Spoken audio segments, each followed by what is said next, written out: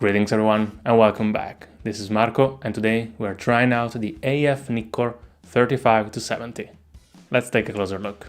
The lens has a plastic body, it weighs 240 grams, it is 58 to 71 millimeters long with an external diameter of 67 millimeters with a 52 millimeters front thread, and the front element turns when focusing.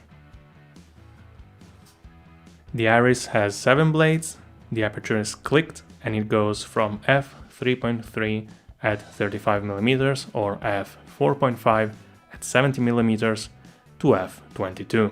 The focusing ring is textured, it turns 110 degrees and minimum focusing distance is roughly 35 centimeters. The Nikkor AF mount has a flange distance of 46.5 millimeters. This little plastic guy is one of the first Nikkor autofocus lenses, specifically the second version of the 35-70, commercialized in 1989. It doesn't have an internal focusing motor, using instead the screw drive focusing system, meaning that the motor is inside the camera and it couples to the lens via a single screw. It might sound a bit as a novelty, but I used this lens on the Nikon N70 with the screw drive focusing and it turned out to be faster than expected and reliable. But more about that and the N70 in an upcoming video. Now let's see how the lens performs. Sharpness wide open is not the best, but not bad either, with the edges being softer than the center. Stopping down to f8, it gets very sharp all over the frame. It seems to be both softer wide open and sharper stop down at 70mm. Chromatic aberration is present wide open in high contrast areas, but it quickly disappears stopping down. Colors, contrast and saturation are quite natural, if a bit on the warm side, without being punchy. Specular highlights have hard edges, but otherwise are pretty clean, and backgrounds don't feel busy. In normal use I didn't have any issues with flares and ghosting, but shining a light straight into the lens does produce some interesting flares.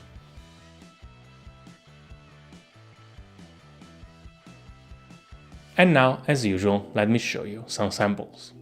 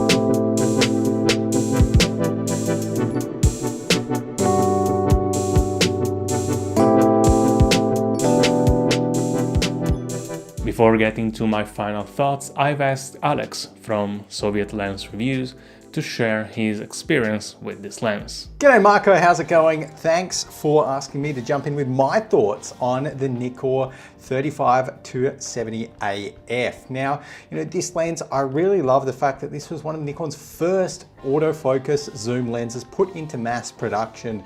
In that regard, it really gives a bit of an insight into, camera technologies as AF was just taking off, and the first kind of iterations of autofocus with that screw drive motor.